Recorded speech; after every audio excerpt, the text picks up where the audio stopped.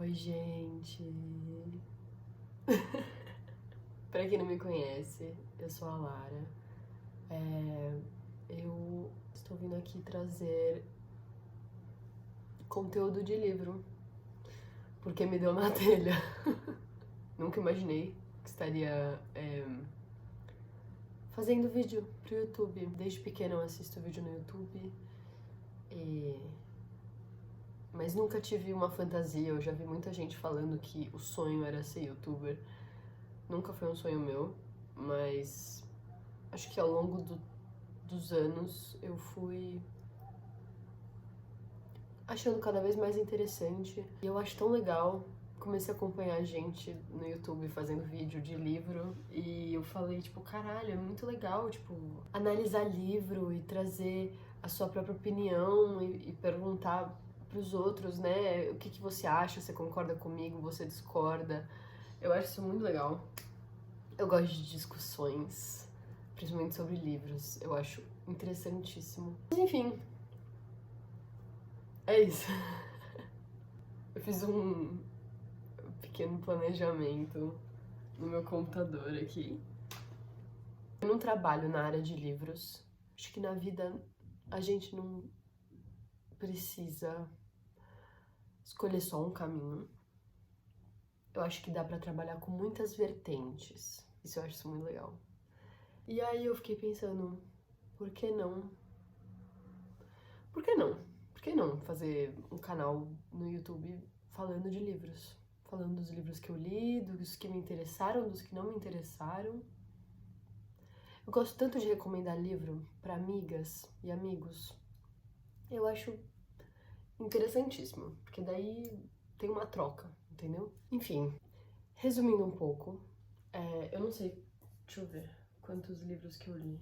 Eu li 5,5, acho que 5,5. Por que 5,5? Tem um livro que eu ainda estou lendo e que eu comecei tipo em fevereiro e eu ainda não acabei, porque ele é muito bom e eu não quero que ele acabe, e ao mesmo tempo ele é meio intenso. Eu diria que ele é mais não ficção com alguns toques de ficção. Eu vou fazer então a menção honrosa. Não lembro quando que eu comecei, mas eu acho que foi fevereiro ou março. Enfim, é esse livro. Talvez esteja invertido, porque na minha câmera está. O livro em questão é O Perigo de Estar Lúcida, da Rosa Monteiro. Ele é muito bom. Eu vou ler um pouquinho aqui da sinopse. Com base na sua experiência pessoal e na leitura de inúmeros livros sobre psicologia, neurociência, literatura e memórias de grandes escritores, pensadores e artistas, Rosa Monteiro oferece aqui um estudo fascinante sobre as ligações entre criatividade e instabilidade mental. Esse é um resuminho, basicamente. É muito mais do que isso, mas, enfim. Essa capa, eu acho ela impecável. Eu sigo a artista que fez essa capa, eu não lembro o nome dela, mas eu vou botar aqui. Estará aparecendo aqui. Vamos ver se minhas habilidades de edição são capazes de fazer isso. Resumidamente é sobre isso. É sobre histórias e pesquisas que ela mesma fez sobre como a criação da arte e a saúde mental estão conectadas. E ela traz isso tanto de forma pessoal, contando experiências próprias dela, da infância até dos últimos anos da vida dela, né? Ela não morreu, não são os últimos anos da vida dela, mas, enfim, anos antes dela publicar esse livro, né?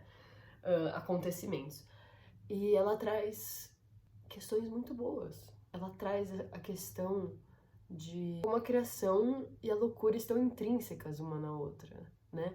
Como a gente precisa ser um pouco louco para criar alguma coisa. Ela abrange isso não só para escritores, como para pintores, né? Artistas visuais, músicos, muitos criadores. E é incrível, porque você fala, tipo, caralho, é mesmo. Ela cita muitos artistas, né? Eu falo artistas, eu tô querendo dizer criadores em geral. Não só de artes visuais, como música, como teatro, né? Produtores, pessoas que escrevem peças. É incrível. E ela traz isso de forma muito humana. Eu não sou uma pessoa de ler não ficção. Confesso que é difícil uma não ficção me pegar. Mas é a realidade, né? Tipo, é a realidade de alguém, uma não ficção. Ela faz isso de um jeito tão humano, sabe? Não sei explicar. Faz você ficar curioso pra ler mais sobre.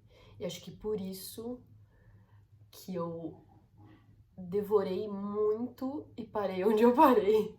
Eu parei na página 175 e vai até a página 270.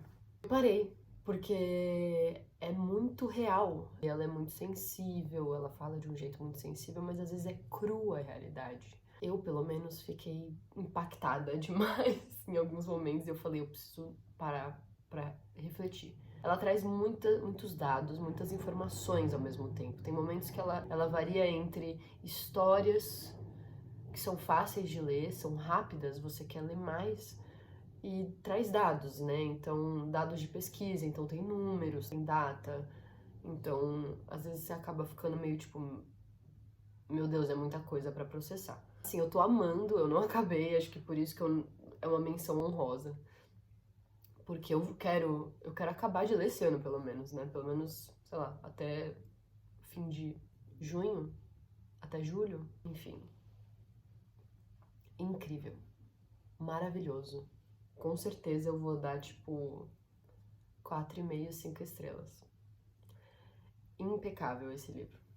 Vamos agora só para os livros que eu li. Não foram leituras boas. Tirando esse aqui, não foram leituras boas. Foram leituras médias, o que é até engraçado, é curioso, porque eu prefiro ler livros péssimos do que ler livros que não me fazem sentir nada. Pô, pelo menos se você lê um livro que você fala, caralho, que livro ruim. Você sabe que é ruim. Você sabe aonde que é ruim. Você sabe onde que o autor ou a autora pecaram. Mas quando é um livro neutro que você acaba e fala, eu não senti nada, eu acho que é pior. O fato de um livro não te despertar nada, nenhuma sensação,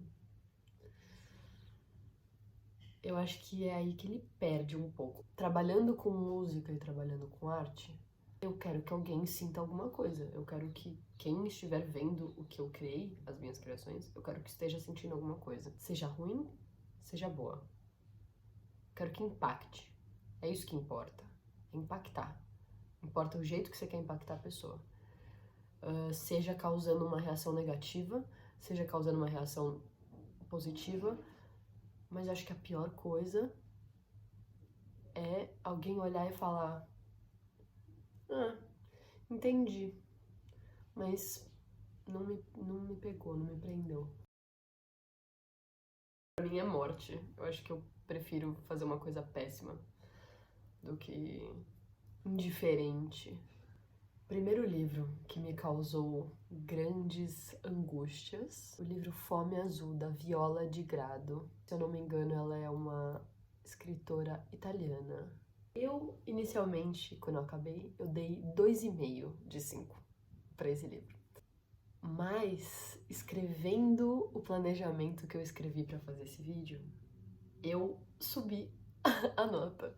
A história de Fome Azul é a história de uma menina não, né? Uma mulher.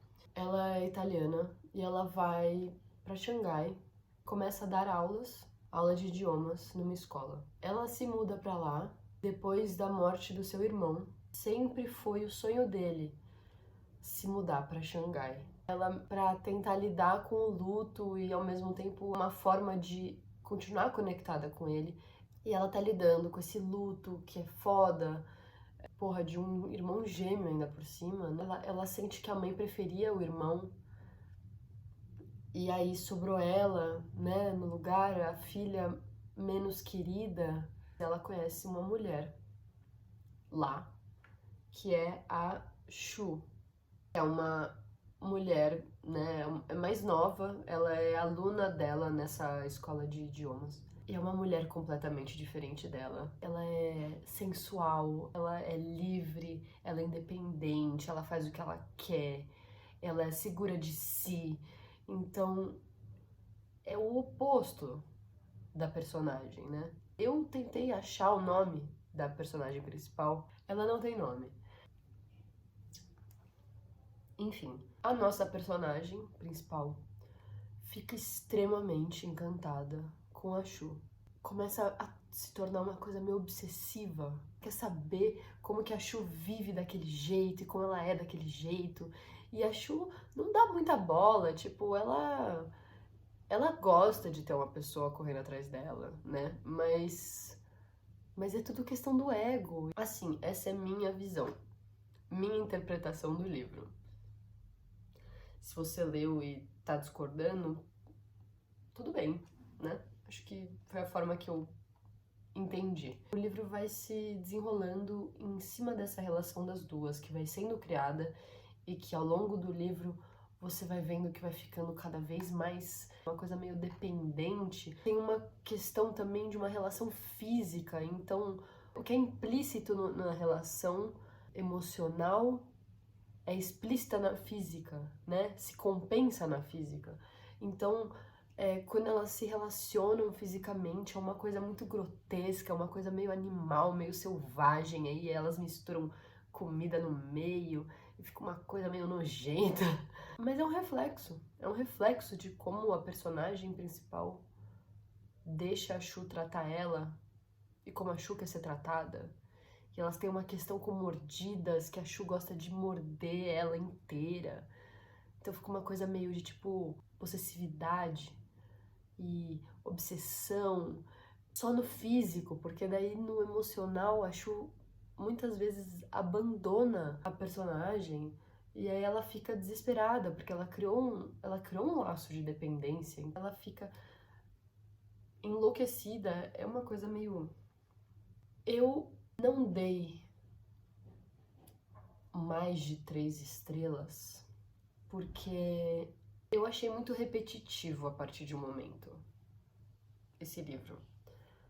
Porque era só a personagem principal falando da Shu, e era só isso. Ela não tava pensando na Shu, ela tava pensando no irmão, e como o irmão era mais descolado que ela, e como o irmão saberia o que fazer na situação dela. E eu comecei a achar chato, comecei a achar muito chato. E aí, quando eu fui me organizar pra falar desse livro, né, eu parei pra pensar e falei, por que que eu não gostei?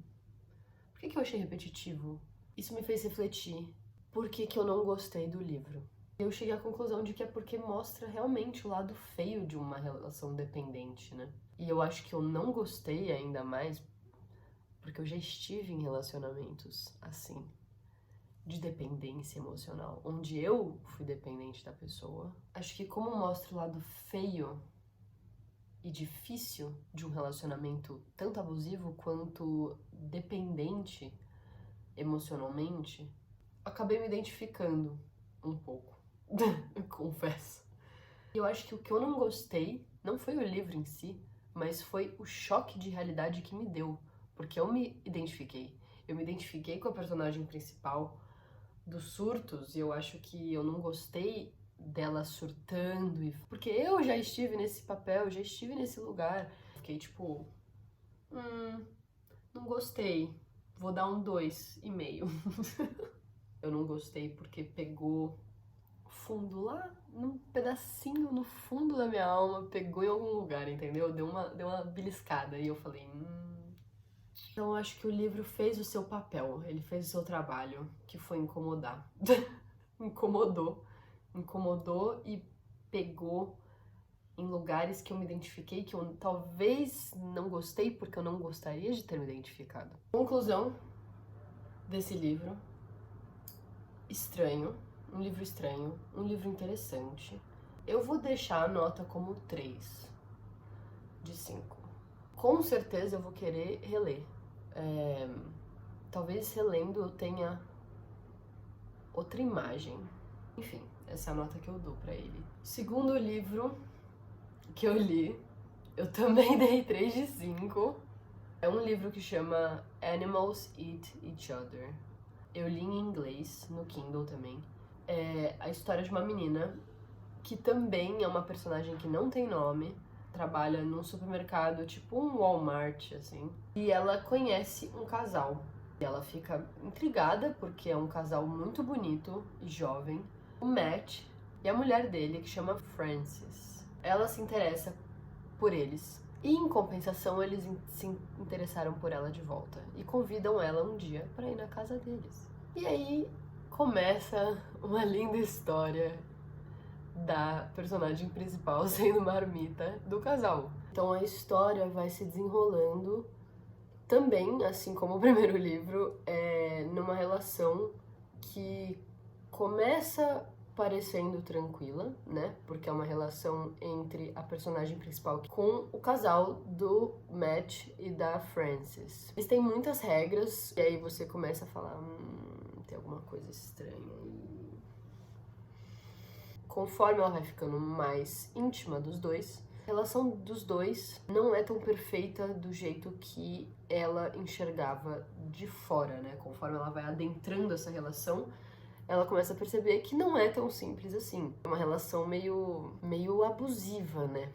E é engraçado porque a personagem principal não tem nome, até o momento que a Frances nomeia ela de Lilith. Também essa dualidade, a personagem sem nome ser uma pessoa e a Lilith ser o que ela quer que os outros enxerguem quem ela é. Os dois dão esse nome pra ela. Então eles meio que criam ela, eles criam essa imagem dela, dessa deusa, dessa mulher independente. E assim como eles criam, tem o risco deles tirarem dela. Um livro estranho.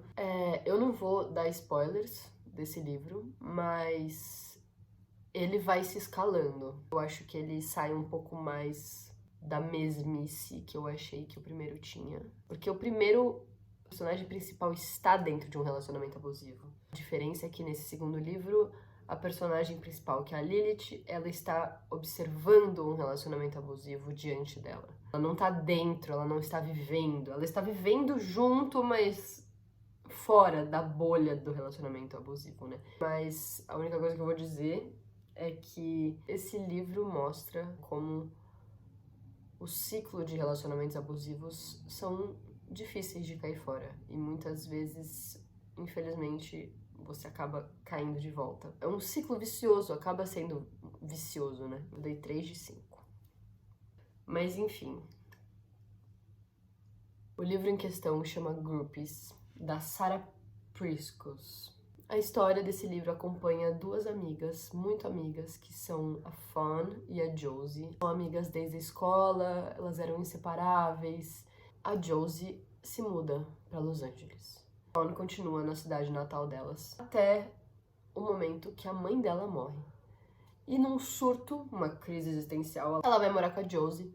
Elas estavam na escola, elas tinham uma banda de rock favorita, que chama Holiday Sun. Fawn vai morar com a Josie, e a Josie conta que ela está namorando simplesmente o cantor da banda Holiday Sun. A Josie já vive esse mundo da música, né? Ela convive com as groupies em volta, são essas fãs, né, que viajam e dormem com os integrantes da banda e que sempre estão nas festas e que sempre estão nos shows, idolatrando eles. E ela vai puxando a Fawn junto, esse mundo do rock, e vai vendo e percebendo que nem tudo são flores, principalmente nos anos 70. Ela vai vendo que as coisas não são como ela imaginava, a expectativa de que ia ser de um jeito e acaba sendo várias coisas. Mas é interessante, eu devorei esse livro. A Fawn, ela é muito chata, ela é muito chata em alguns momentos. E ela é muito voltada pra si. Ela só quer saber dela. Ela demonstra ser uma péssima amiga pra Josie em muitos momentos. Achei que é um livro interessante. Eu gosto de livros que tocam nesse assunto dos anos 70 e bandas, uma coisa meio Daisy Jones, uma coisa meio Almost Famous. Acho que principalmente com esse cenário. A história em si, né, a personagem principal ser meio chata, é meio insuportável às vezes ficar dentro da cabeça dela e você fica ouvindo ela tentando se justificar do porque ela está sendo egoísta e você fica tipo, ai, tá bom. Eu dei 3,5 estrelas de 5. Eu tive que abaixar a persiana porque o sol decidiu sair. O próximo livro é um que me surpreendeu muito positivamente. Eu já tinha expectativas altas, mas ele me surpreendeu ainda mais. Depois de 3 livros que foram 3 estrelas, achei uma dádiva cair um livro que eu dei 4,5 estrelas. Esse livro é O Pior Dia de Todos, da Daniela Kopsch. É um livro nacional. Eu devorei em 2 dias esse livro. Eu não conseguia parar de ler. Ele é muito forte, foi um soco no estômago, mas mesmo sendo sofrido ler, você não quer parar. Uma coisa meio insaciável, sabe? Quem não sabe, esse livro, ele é uma ficção em cima de um acontecimento, que foi o massacre de Realengo, em 2011, no Rio de Janeiro. A autora, ela foi uma das jornalistas que cobriu na época. Eu não consigo nem imaginar como que foi cobrir pessoalmente. A parte da ficção é que acompanha a história de 2 meninas, elas são primas, que estudam nessa escola. É a história delas antes, até o acontecimento. Eu entrei muito sem saber muito como que ia ser apresentada essa história, né? Começa muito tempo antes, acompanha essas 2 primas quando elas são muito mais novas. Cara, tipo, a escrita é tão bonita, é tão linda a forma que a autora escreve. Você se conecta com as 2 personagens. É um livro tão brasileiro, sabe? Você lê e você fala, meu Deus, isso que é o Brasil, tipo, olha a beleza disso. Tivemos contratempos. No caso, escureceu. E meu celular acabou a bateria. Fazia tempo que um livro não me impactava do jeito que impactou. Eu fui bem pega de surpresa. Eu mergulhei nesse livro e foi sensacional. A sinopse do livro, ela fala assim: a difícil experiência de quando a imprevisibilidade da vida nos atropela. A autora acertou em cheio com essa frase. É exatamente sobre isso, como às vezes a gente não tá nem esperando nada acontecer e acontece alguma coisa. E é quando a gente tá menos esperando, muitas vezes vem pra abalar mesmo. Como que se lida? Como que se reage? E como que se vive depois de acontecimentos assim? Acontecimentos que nos transformam por completo e mudam completamente tudo de lugar, né? O doido da imprevisibilidade é que é meio que o universo falando, aprende a lidar com isso agora. Independente do que você está passando, independente do que você tem que lidar no momento, estou te entregando isso agora. E você vai ter que aprender a lidar com isso. Independente do quão difícil seja, é um retrato muito forte da vida, esse livro. A história, ela trata de uma tragédia, né? Mas a autora escreveu com uma sensibilidade, porque não é só sobre uma tragédia, é sobre o amor, é sobre a vida, é sobre relações, é sobre amizades, amizades entre meninas. E a autora fez isso com muito cuidado. E é um livro que vai ficar comigo. Todo mundo devia ler em algum momento da vida esse livro. O último que eu li foi O Castelo de Gelo, do Tarjei Vesaas. Ele é um autor norueguês. Eu acabei não gostando tanto, então ele se enquadra na caixinha de livros de 3 estrelas. Nesse caso eu dei 2,5/3. Mas enfim, a história é sobre a amizade de 2 meninas que moram num vilarejo na Noruega. 2 meninas que são opostas, né? Uma é super popular, ela fala, ela conversa, ela se expressa. E a outra é quieta. Ela vai pra escola, ela não fala com ninguém. E aí as duas ficam intrigadas uma com a outra. A gente segue a narração da Cis, que é a menina popular. Alguns capítulos varia e a narração é da que é a menina que é mais introvertida. E um dia a Cis vai na casa da e elas têm uma conexão bizarra que parece ser de outro mundo, que elas se identificam uma com a outra, que acaba sendo até estranha. A Cis fica meio constrangida porque ela não sabe se a percebeu que também rolou essa conexão ou se foi só com ela. A também fica meio tipo sem saber. E aí a Cis vai embora da casa dela. No dia seguinte, a desaparece. Não se sabe onde ela está. E a Cis entra numa espiral existencial. Muda completamente de atitude, ela passa a agir que nem a fica introvertida, ela não quer falar com ninguém na escola, ela não quer saber de mais ninguém, e ela entra nessa reflexão de o que aconteceu com a E são meninas de 11 anos, né? Então começam as buscas e por que chama o Castelo de Gelo? Nesse vilarejo existe um rio, uma parte desse rio tem uma cachoeira. Os respingos da água da cachoeira formam uma estrutura de gelo simplesmente colossal. Então é uma coisa meio divina. Quando as pessoas estão procurando pela se deparam com esse castelo, né? Elas ficam embasbacadas porque que criação é essa? Uma criação de gelo que veio da natureza. Como que respingos criaram uma estrutura colossal de gelo? Esse castelo é usado como metáfora, uma metáfora para luto, uma metáfora para transformação, uma metáfora para coisas que vêm e se vão, o gelo que vai virar água e vai derreter. Tem muita simbologia nessa história. O livro é muito curto, ele tem 100 e tantas páginas, mas eu achei ele meio sem nexo. A história não me pegou.